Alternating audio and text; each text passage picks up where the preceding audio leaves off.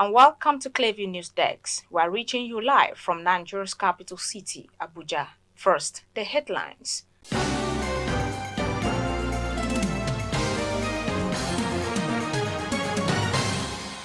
Bomb blast claims 2 lives, injures 2 others at Sani Uthman Islamia School, Kuchumbiu Village, in Buhari Area Council of Abuja. 2 brothers allegedly kill and bury their brother in a shallow grave in Anambra State. Strange banana sacrifice at a junction in UK leaves residents confused.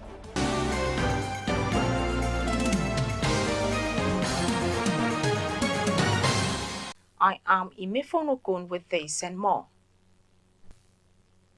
The Delta State Governor, Sheriff Obowore, has commiserated with the families of those who lost their lives in a tanker explosion in Akwa-Ika South local government area of the state.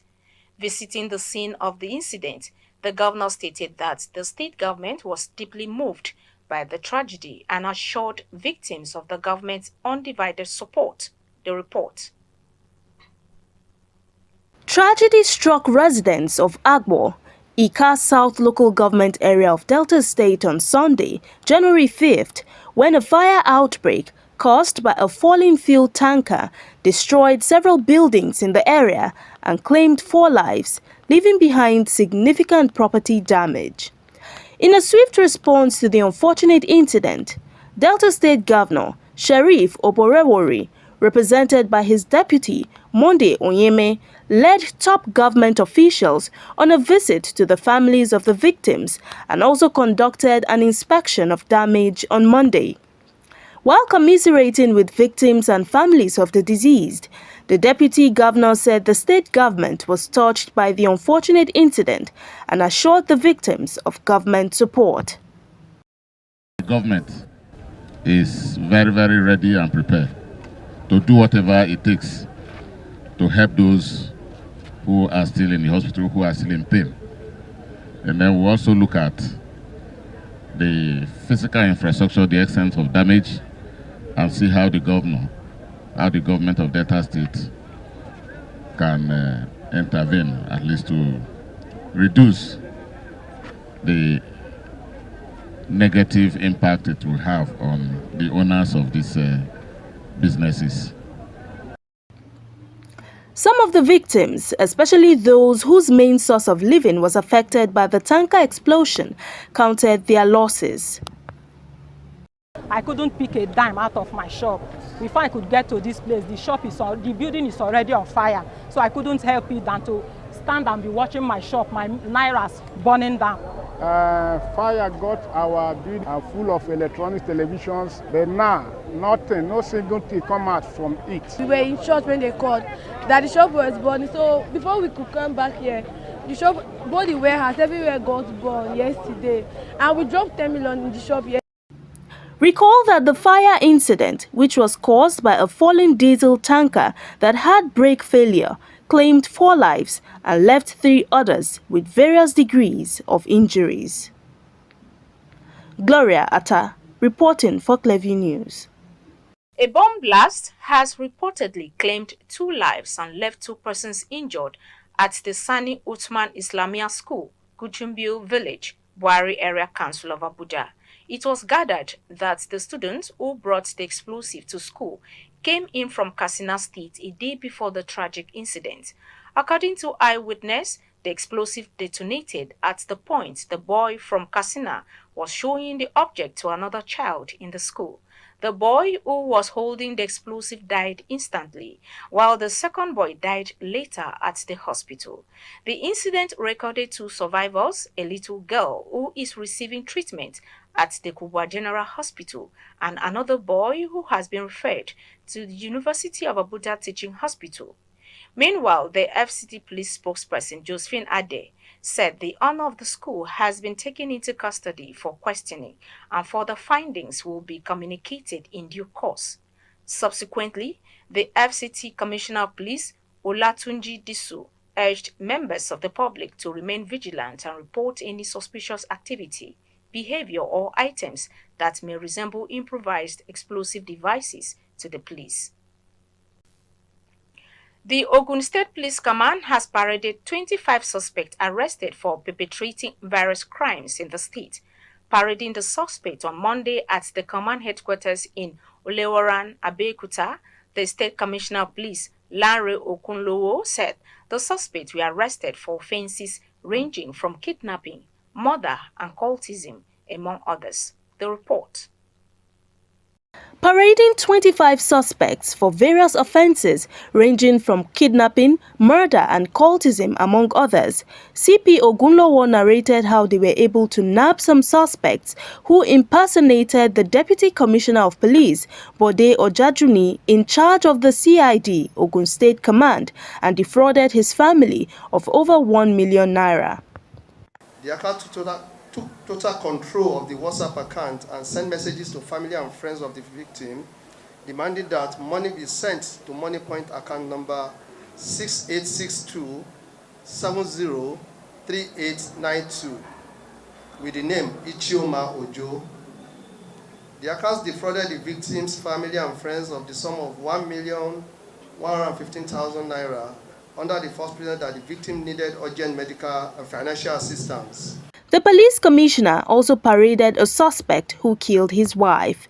Blessing Onwara, who was she? She's my wife. She's your wife. So why did you kill her? You said she invested in HIV. That's why you killed her.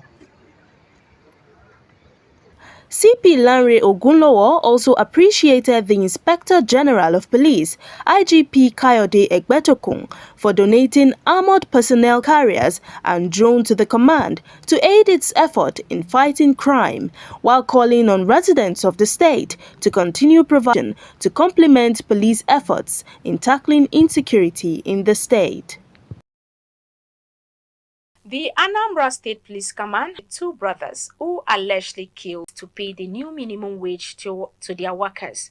The minister, who made this known during questions and answers with labor correspondents in Abuja, said while most of the states in the country have committed to the implementation of the minimum wage, the FCT and few other states are yet to commit themselves to the implementation of the law. Clavy News correspondent has the details.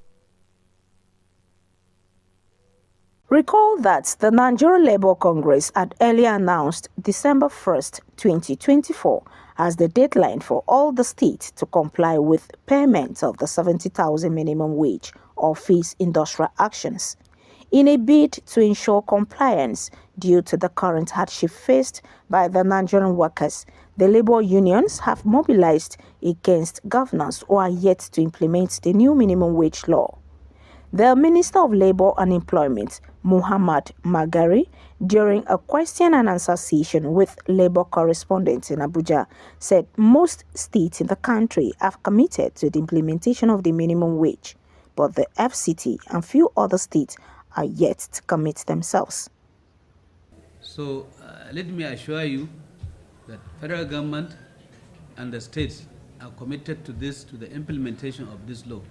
And let us not forget that it is a law now, and all parties are bound to implement the provisions of this law to the letter. So let us be very clear about this. Everybody is committed to it, and we urge the stakeholders in this matter to please bear with the states that are yet to get very clear commitment. We believe they are going to do it maybe latest by this January. The NLC president, Joe Ajero, while lamenting over the hardship faced by Nigerians and the poor implementation of the wage law by the federal government and some state governments, noted that only a few states in Nigeria have beat the deadline. There are docile states. There is a particular state, as we are talking now, the entire executive unions in the state want to take action, but the chairman is with the governor. So, such states will design how best to operate because there are peculiarities. In some other states where they can't do it and they require assistance, we only know what to do. Also, EPOLI set a national committee to look at what is happening in those states. Those are some of the things we are supposed to do, and I think we are working on it. After the deadline, we should be able to. But we actually discovered that most states don't pay salary before first, in terms of the operations of such states. But as at yesterday, we were told that Rivers State collected their 85. The Kano we were in collected their own. Those ones have beat deadline, among others. And you also know that from May, that the Edo State government has been paying, even before we agreed on 70,000. So and there are some other things that we can say, but we need report. You know, I'm equally aware that a state like Cross River did a warning strike because the government there have not even set up a committee to discuss this matter.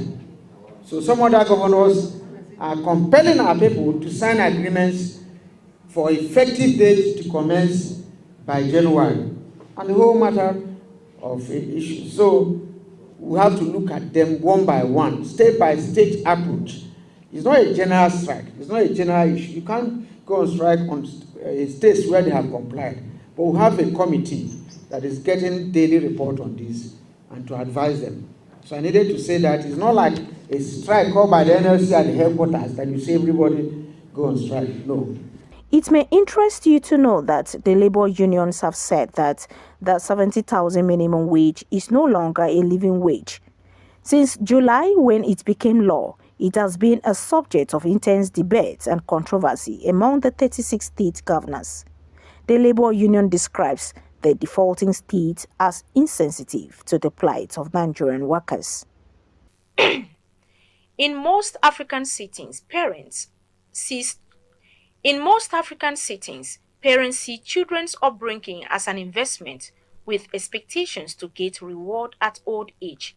In this special report, Clearview News correspondent takes a look at the factors leading to this growing issue as she seeks answers on the appropriate time the child should take responsibility of the parent's welfare. Recently, in Akwama community in Akure local government state, a 75-year-old grandmother was accused of cheating her son, his wife. The grandmother reportedly attributed her action to the fact that the victims were allegedly starving her. But in different clans of the world, people live according to their own cultural norms and values. While some people send, others take the responsibility upon themselves. To this end, Clearview News sought to know the right time for children to take charge of their parents' welfare. Regardless if they still take care of me, because they still take care of me. No matter how old they get, they still take care of me. Things have changed recently where even at the age of 18, a person cannot gain sufficient employment to take care of themselves. So what we're seeing, the reality is that parents have to support their children for even longer until the child is able to get his own business or employment that he can use to take care of himself. The moment I start having something doing, I think I can start taking care of. Especially in a struggling society like us. Maybe when you're 70, your child might not really have something doing at that moment. Yeah, every child's supposed to have started taking care of their parent by that age, 70, right? But if nothing, the situation in the country presently, so many graduates are out there doing nothing. So if it's in that situation, there's nothing the child can do, and of which the parents should understand. All they need is prayer for things to change. It depends on the background, the financial background that your family are coming from. There are people who are financially buoyant, and till they leave this world, you don't have anything to give them. You get my point, but our prayer is that let us get something to start taking care of our parents so that we attract God's blessing and their blessings too. If the foundation is not laid the way it is, a child cannot do otherwise. That's why you see some, children, some of them goes astray because of lack of home training. I think what needs to change is, I would say, the mindset. Because no matter how much someone goes to school, the only thing you can do with the school certificate is to look for a job. Now, if those jobs are taken, then it means you are stuck. You have the certificate and you can't make a living with it. So what I will encourage is skills, if people can make skills or develop skills that they can use to fend for themselves. This brings to questions on how this generation plan to care for their aging parents. If you are just joining us, you're watching the news on Clearview News Desk. We'll be back after this break. Stay with us. We break the news. This is Christ Embassy. Recollect, we were the first to break this. Governor Abba Kabir Yusuf of Kano State has approved the appointment of 3 second-class emirs. And this? Erasmus is the most successful program of the European Union to support education and youth. And this? Fubara is not an ungrateful person. And more. Tension is currently mounting in Rivers State. The planned arraignment of Yaya Bello. Across our platforms. Subscribe now and you will be receiving our notifications and never left out as the news breaks on Clearview. Welcome back. A patient has become the first reported fatality from bird flu in the United States. The fatality highlights the persistent threat of the H5N1 virus amid global efforts to control its spread. The patient, described as being over 65 years old with pre-existing health conditions, contracted the virus after exposure to a backyard flock and wild birds. According state officials have said there is no evidence of person-to-person transmission anywhere in the U.S., adding that pasteurized dairy products remain safe to consume. Meanwhile, experts are co-infection with bird flu and seasonal flu could provide H5N1 with an opportunity to evolve further.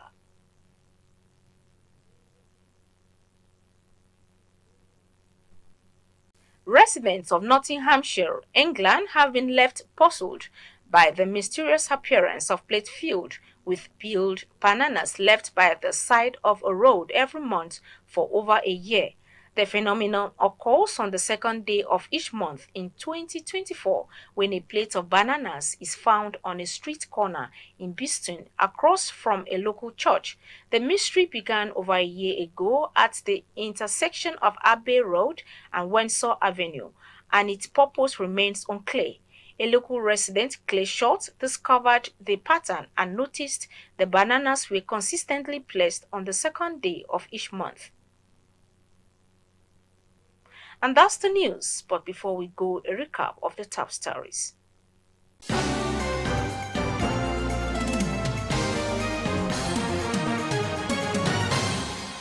A bomb blast has reportedly claimed 2 lives and left 2 persons injured at the Sani Usman Islamia School, Kuchumbio Village, Buhari Area Council of Abuja. Anambra State Police Command has arrested 2 brothers who allegedly killed and buried their brother in a shallow grave in their compound. We also told you that residents of Nottinghamshire, England, have been left puzzled by the mysterious appearance of plates filled with bananas left by the side of a road every month for a year.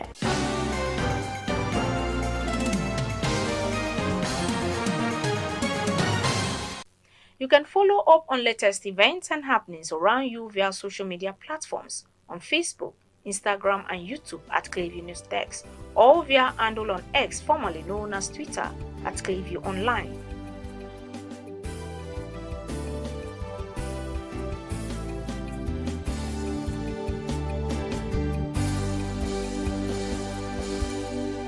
Many thanks for watching. I am Imefono Kun.